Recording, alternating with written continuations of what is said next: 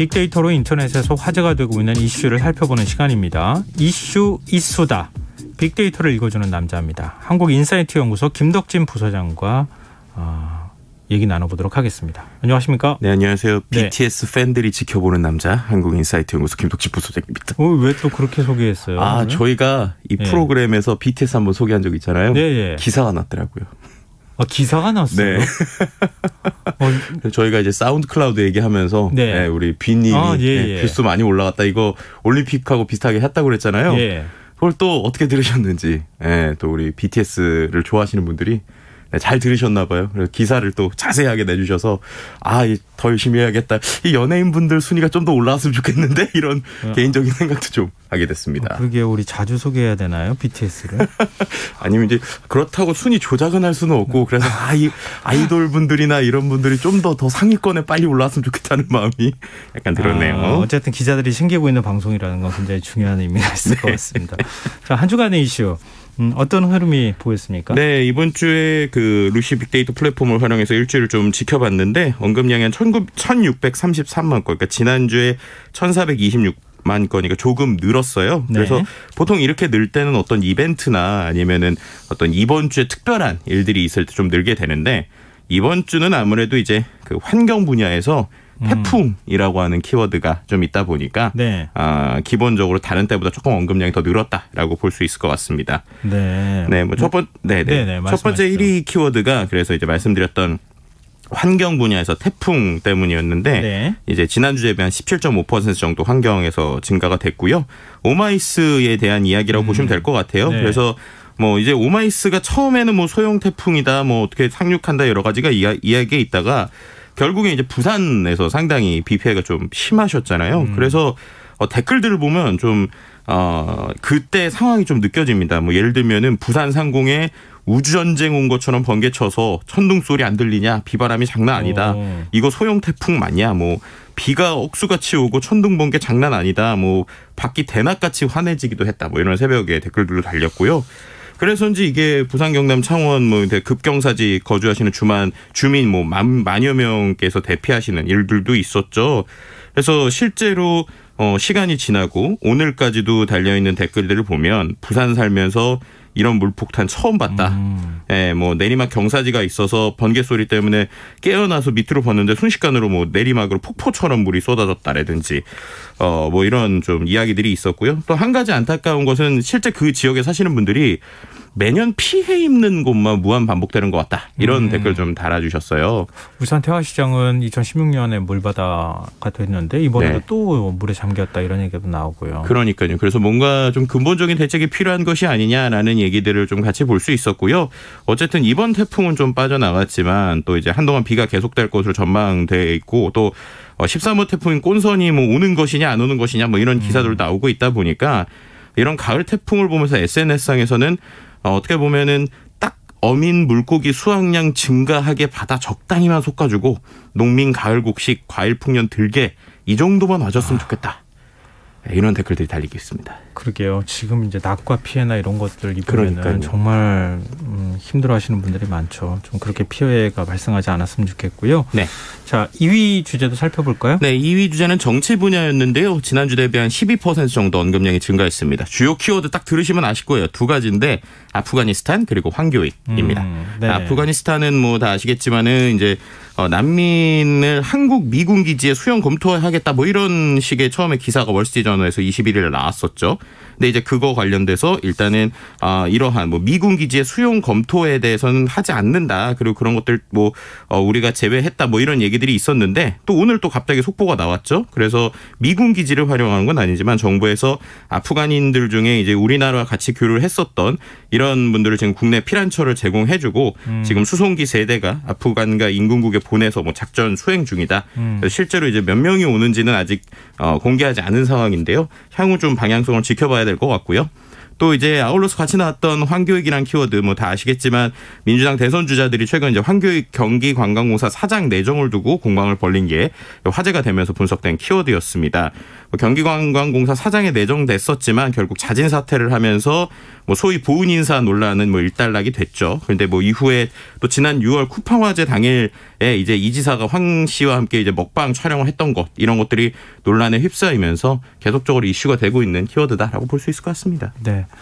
우리가 이번 코너 여러 번 하고 있지만 네. 경제 이슈가 그래 생각보다 많지는 않아요. 네. 좀 나올 때가 되지 않았나 싶은데요. 네, 어떻게 보면은 최근에 이 경제 이슈는 거의 주식과 연관된다고 보시면 될 것 같고요. 지난번에 말씀드린 것처럼 투자자들이 많으니까요. 네, 워낙 주식 투자하시는 분들이 좀 많아지시다 보니까 이번 주에 3위 주제로 경제 분야가 나왔는데 테이퍼링이라는 키워드가 가장 많이 나왔습니다. 예. 관련 뉴스의 흐름만 보더라도 8월 20일에 뉴욕 증시가 델타번이 테이퍼링 불안의 혼조다. 그러다가 또 8월 23일에는 파월의 입에서 테이퍼링 시도가 나올까? 이러다가 24일에는 테이퍼링이 지연 기대가 돼서 나스닥이 최고치를 찍었다. 테이퍼링 마칠 때까지 1조 달러 공급할 것 등등등. 이번 주는 거의 경제 뉴스에 테이퍼링이라는 단어가 계속적으로 나왔다고 볼 수 있을 것 같아요. 근데 이거 영어식 표현을 좀 어떻게 우리나라식 표현으로 사용하면 참 좋겠는데 테이퍼링이 뭐야? 이러시는 분들도 있을 것 네, 같아요. 맞아요. 그러니까는 그냥 쉽게 설명하면 경제 살리려고 시중에 돈 풀던 정책들을 다시 조금씩 전 이렇게 표현하고 싶은데 수도꼭지를 잠그기 시작했다. 이렇게 표현하면 될 것 같아요. 네. 테이퍼링이라는 단어 자체가 이제 가늘어지는 점점 적어지는 뜻이라고 하는데요. 이제 이것을 아시는 분은 알게 좀 간단하게 설명드리면은 연준이죠. 우리나라로 치면은 한국은행과 같은 중앙은행이 물가 안정을 위한 방식인데 이제 중앙은행이 물가 안정하는 방법이나 물가에 대한 그 방법이 간접적인 방법과 직접적인 방법이 있잖아요. 그래서 기본적으로 이제 금리를 인하하게 되면은 사람들이 돈을 좀 많이 빌리는데 그것보다 또 경제를 더 활성화해야 된다라고 하면 양적 완화라고 그러죠. 아예 그냥 시장에 돈을 공급하는 최근으로 치면 이제 코로나 때 재난지원금을 전 세계적으로 미국도 마찬가지로 많이 줬죠. 그리고 나서 이제 좀 경기가 괜찮아진 것 같다라고 하면은 우리가 얘기했던 테이퍼링이라는 걸 한다는 것인데 네.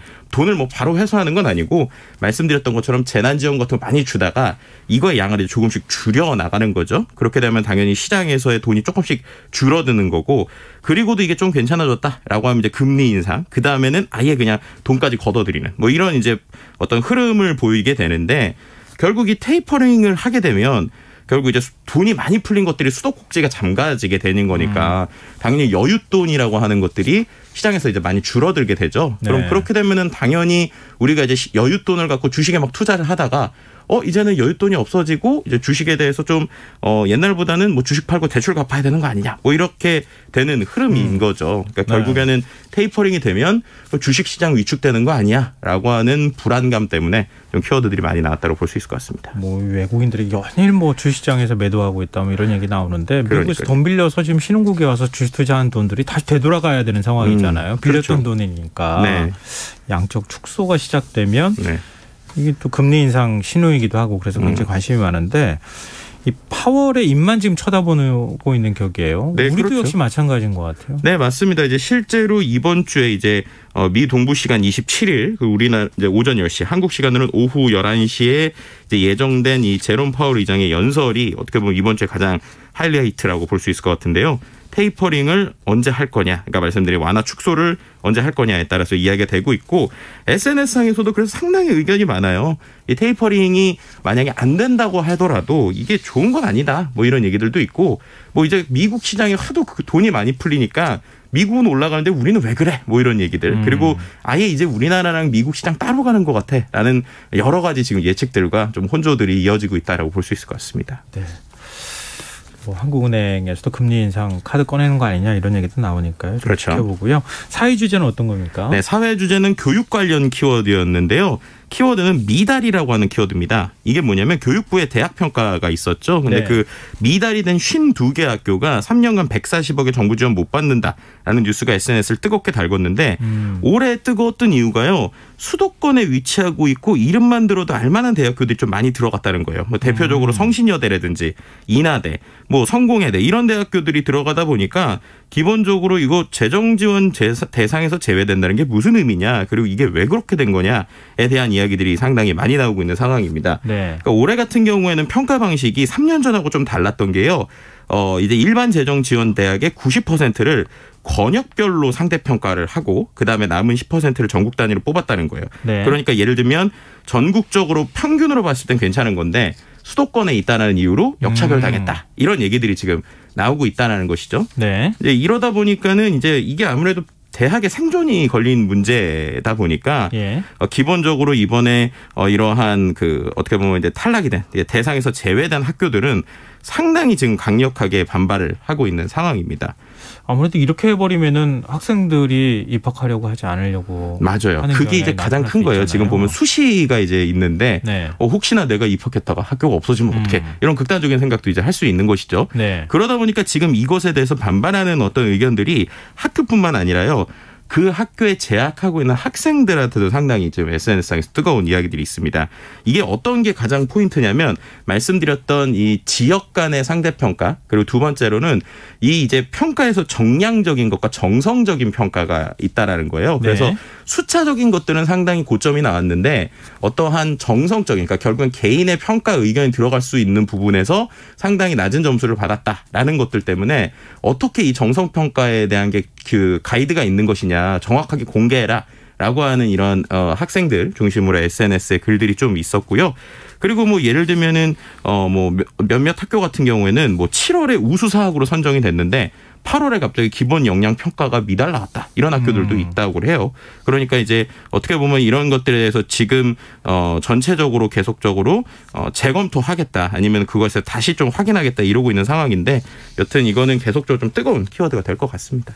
아니 학생들 입장에서 코로나19 시작하면서 입학해서 지금 벌써 2학년이잖아요. 맞아요. 학교도 못 가는데 학교가 갑자기 이렇게 돼버렸다 그러면은 그러니까요. 안 그래도 지금 사이버대학교 같은데 정말 이렇게까지 가면은 너무 좀 마음이 안 좋을 것 같습니다. 참 2년제 대학에 재학 중인 학생들은 학교 한 번도 못 가보고 졸업하게 생기는 네. 이런 일까지 벌어질 것 같은데 참 걱정입니다. 자 마지막 5위는 뭐였습니까? 네, 5위는 이 문화에서 연애 분야였는데요. 가수 태연 씨가 키워드로 나왔습니다. 태연 씨가 왜 나왔냐면 K-팝 레이더라고 하는 곳에서 이달의 아티스트로 선정이 됐는데 저도 몰랐는데 요즘엔 K-팝 관련 데이터도 빅데이터화해서 분석을 하더라고요. 그러니까 이 지금 말씀드렸던 서비스가 전 세계 K-팝 아티스트의 팬덤의 규모를 변화량을 한눈에 파악할 수 있는 서비스가 있더라고요. 그래서 국내 641개 팀의 뭐 실시간 뮤직비디오 조회수, 유튜브 구독자, 트위터, 인스타그램 팔로워 등 변화량을 계속적으로 실시간으로 분석을 하고 그걸 갖고 K-팝 세계 지도도 이제 공개하고 있는데요. 그 서비스에서 이번에 이달의 아티스트를 이제 태연 씨를 선정한 것입니다. 네. 그래서 예를 들면은 위켄드라고 하는 뮤직비디오가 공개 69시간 만에 500만 뷰를 넘어섰고 350만 시간 만에 1000만 뷰를 넘어섰다. 그래서 어떻게 보면은 예전에 소녀시대 걸그룹 리더였는데 이제 아티스트로서도 상당히 인정을 받았다라는 어떤 내용들이 이제 상당히 이슈가 됐고요. 네. 그리고 또 한 가지 흥미로운 거는 인기 국가에서 이제 그 뷰수 중에 67%가 해외에서 발생하고 있고 태국이나 인도네시아, 인도, 필리핀 같은 곳에서 인기를 얻었다. 이런 좀 디테일한 지표들까지 평가를 해서 이런 순위를 뽑고 있다라는 것들도 좀 흥미로운 부분이라고 볼 수 있을 것 같습니다. 태연 씨 우리가 지금 소개했는데 혹시 기사 안 날까요? 태연 씨 팬들, 네. 한번 좀 활용 한번 모아주시면. 개인적으로 네. 제가 태연 씨 되게 좋아하기도 합니다. 아, 그래요? 노래가 너무 좋아요, 이번에. 그러니까 뭐 뮤직비디오도 그렇지만 기본적으로 노래가 좋더라고요. 네, 알겠습니다.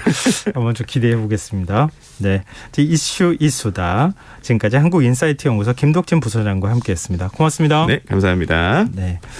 청취자 여러분들께서 지역의 기상 상황에 대해서 문자 보내주고 계시는데요. 휴대전화 뒷자리 7788 쓰시는 청취자분께서 끝이 없을 것 같이 이어지던 폭우가 멈고 잠시 비가 멈춘 대구입니다. 이 정도면 괜찮지 않을까 반신반의하는 마음이 결국 방심으로 이어진다는 걸 코로나도 늦여름 태풍도 다시 한번 경고를 해주는 것 같습니다. 철저한 대비로 우리의 저력을 보여줍시다. 이런 의견 보내주셨습니다. 어떻게 지금 기상 상황하고 이렇게 코로나19 상황하고 빗대가지고 이렇게 말씀해 주시니까 훨씬 더 마음에 와닿네요. 예, 문자 보내주셔서 정말 감사드립니다. 청취자 여러분들 계속 문자 많이 보내주십시오. 자, KBS 라디오 김성환의 시사야 1부 순서는 여기서 마무리하겠습니다. 2부에서는 밤철 뉴스와 흔적의 역사 순서가 준비되어 있습니다. 전 11시 정각 2부에 다시 찾아오겠습니다.